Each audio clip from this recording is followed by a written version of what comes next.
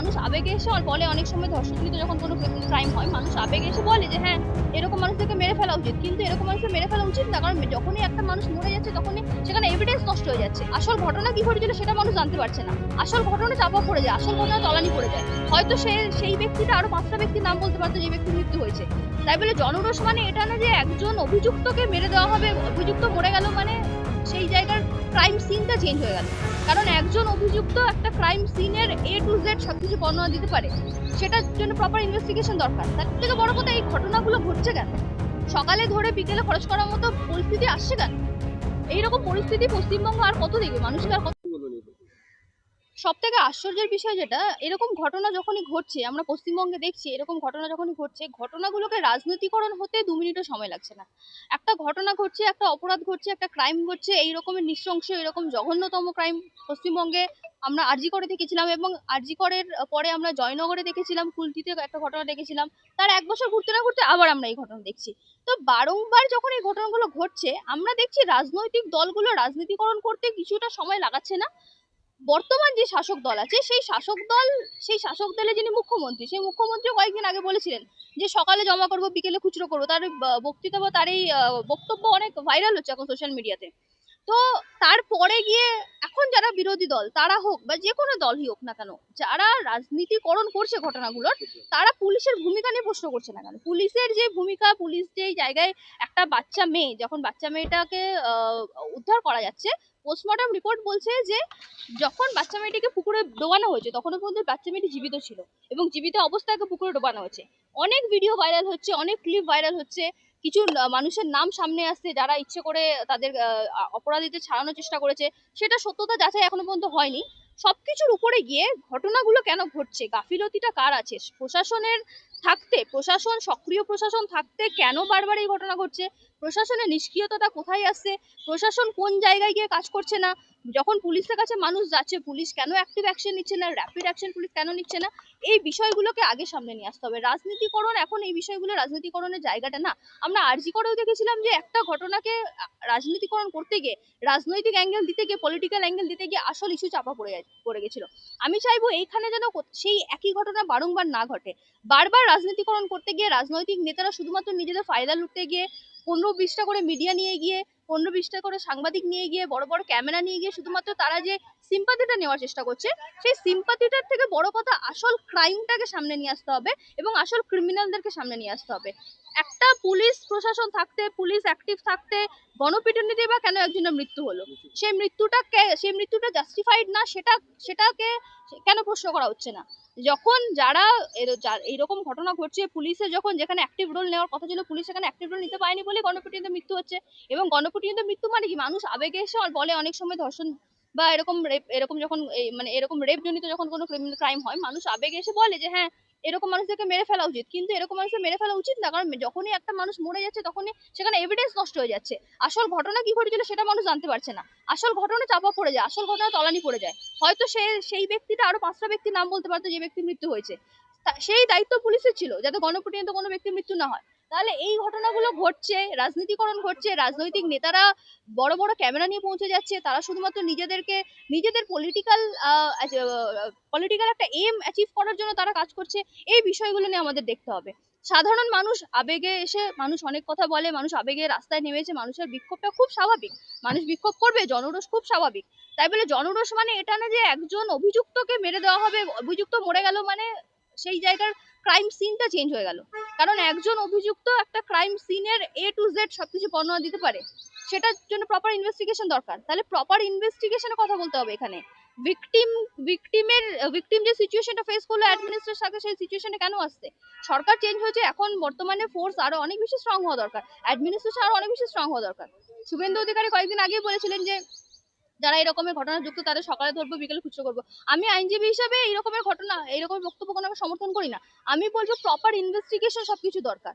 সকালে ধরবো বিকেলে সকালে জমা করবো বিকেলে খরচ করবো, এই রকমের স্টেটমেন্টকে, এরকম স্টেটমেন্ট আমাদের আইনি মান্যতা দেয় না। এরকম স্টেটমেন্ট উনি হয়তো মানুষকে উত্তেজিত করার জন্য এরকম স্টেটমেন্ট দেয়, ওনার দলের মানুষ এরকম স্টেটমেন্ট দিচ্ছে, বারংবার দিচ্ছে ফেসবুকে।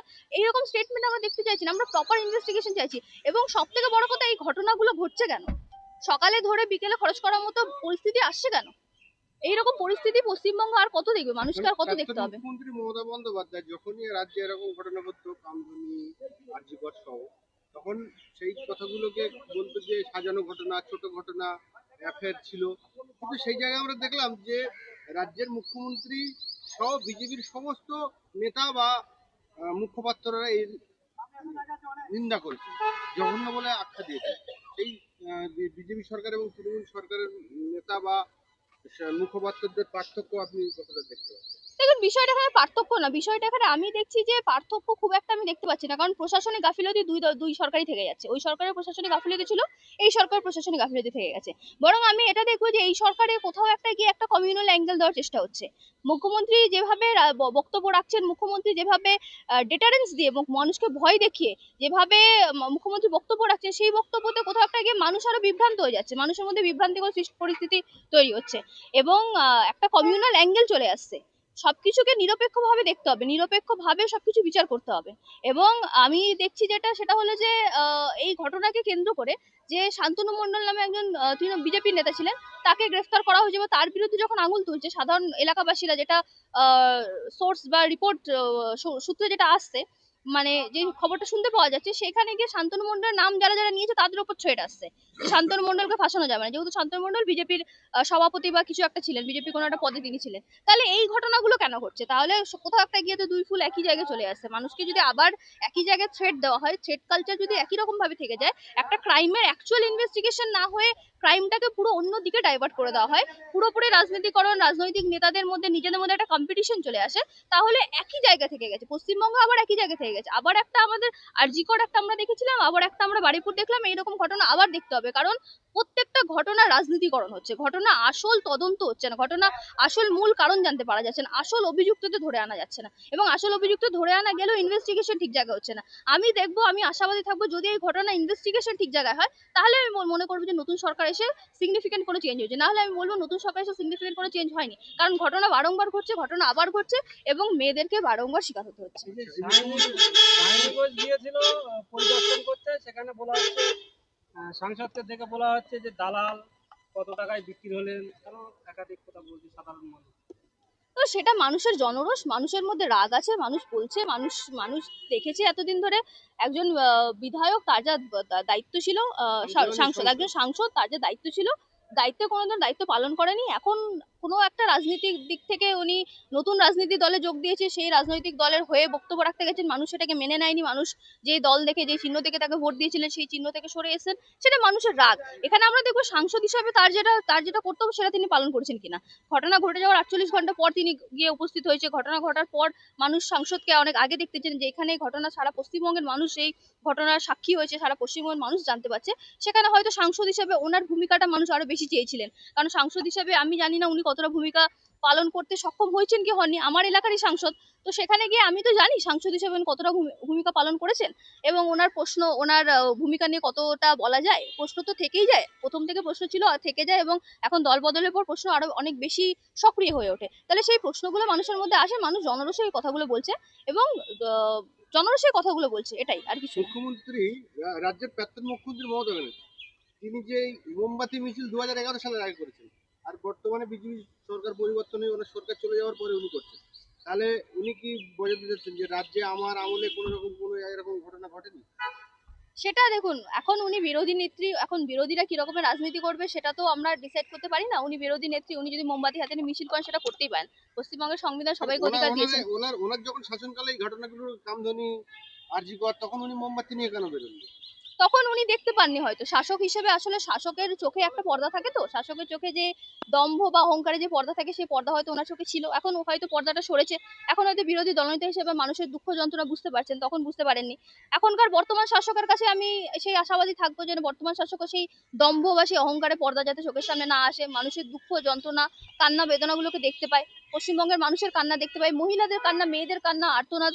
আমরা মহিলারা বারংবার আমরা বলে আসছি প্রথম থেকে যে মহিলাদের সুরক্ষা নেই, মহিলাদের সুরক্ষা নেই, বলে বলে আজকে এমন একটা পরিস্থিতি এসেছে যে মহিলাদের সুরক্ষা নেই, কিন্তু আমরা শুধুমাত্র নির্বাক দর্শক হয়ে গেছি। 11 বছরের বাচ্চাদের সাথে এরকম ঘটনা ঘটছে। মানুষ কোথাও সুরক্ষিত না, মহিলাদের সুরক্ষা নিয়ে বারংবার আগের সরকারেও আমরা বারংবার প্রতিবাদ করেছিলাম, আমরা অনেক কথা বলেছিলাম এবং আবার এই সরকার এসেও একই জায়গায় চলে এসেছে। তাহলে পশ্চিমবঙ্গের সরকার পরিবর্তন হচ্ছে, কিন্তু সরকারের ভূমিকাটা কি পরিবর্তন হচ্ছে? মুখ্যমন্ত্রী পরিবর্তন হচ্ছে, মুখ্যমন্ত্রীর ভূমিকাটা কি পরিবর্তন হচ্ছে? আমি যদি দেখি যে এখানে সঠিক তদন্ত হয়, বিষয়টা সঠিক জায়গায় পৌঁছায়, তাহলে বুঝবো আমি মুখ্যমন্ত্রীর ভূমিকা পরিবর্তন হচ্ছে, নাহলে ভূমিকা একই জায়গায় থেকে যাচ্ছে। দোষীদের যে সাজা দেবে আইন বা আদালত, আর মুখ্যমন্ত্রী বলছে যে পরিবার নির্জীব- যাচাই বাছাই। পরিবার যা চাইবে তাই হবে। পরিবার যদি টাকা খেয়ে যদি বলে না সাজা হবে না, তাহলে কি তার সাজা হবে না? মুখ্যমন্ত্রী আইনের বাইরে গিয়ে বলছেন পরিবার যাচাইবে। মুখ্যমন্ত্রী এটা বলতে পারেন, যদি পরিবারকে সাহায্য দেওয়া হয় সেটা অবশ্যই পরিবারকে সাহায্য, যেটা সরকারি সাহায্য যেটা দরকার সেটা তারা প্রাপ্য, কিন্তু সবকিছু বিষয়টা আইনি আওতায় থাকা দরকার। আইন অনুযায়ী দোষীদেরকে যেভাবে ইনভেস্টিগেশন, যেটা আমি বারবার বললাম যে অ্যাডমিনিস্ট্রেশনের যে রোলটা আছে, ইনভেস্টিগেশন বা তদন্ত, তদন্ত সঠিক হওয়া দরকার। যেমন ময়নাতদন্ত রিপোর্ট এসছে, ময়নাতদন্ত রিপোর্টে যে জিনিসগুলো সামনে এসছে, কিভাবে খুন হয়েছে, কিভাবে জীবিত অবস্থাতেও তাকে পুকুরে ডুবিয়ে মারা হয়েছে, জীবিত থাকাকালীন কারা পুকুরে ডুবিয়ে মেরেছে, এবং যদি গ্যাংরেপ হয়ে থাকে সেখানে কারা কারা মেন অ্যাকিউজ, যে মারা গেছে তার কি রোল ছিল, এই সব বিষয়গুলো আগে সামনে নিয়ে আসতে হবে। মানুষকে বিভ্রান্ত করার জন্য, মানুষকে উত্তেজিত করার জন্য কিছু একটা বলে দিলে হয় না, সবকিছু আইনের আওতায় থেকে বলতে হয়, আইনি মাপে আইনি পর্যালোচনা করে সবকিছু বলতে হয়। মুখ্যমন্ত্রীর একটা রাজনৈতিক উদ্দেশ্য আছে, তিনি রাজনৈতিক উদ্দেশ্যে বলতে পারেন মানুষকে উত্তেজিত করার জন্য, বিরোধী দলনেতারাও অনেক কিছু বলতে পারেন রাজনৈতিক উদ্দেশ্যে, কিন্তু আমি বলবো আইনি আওতার মধ্যে সবকিছু হওয়া দরকার।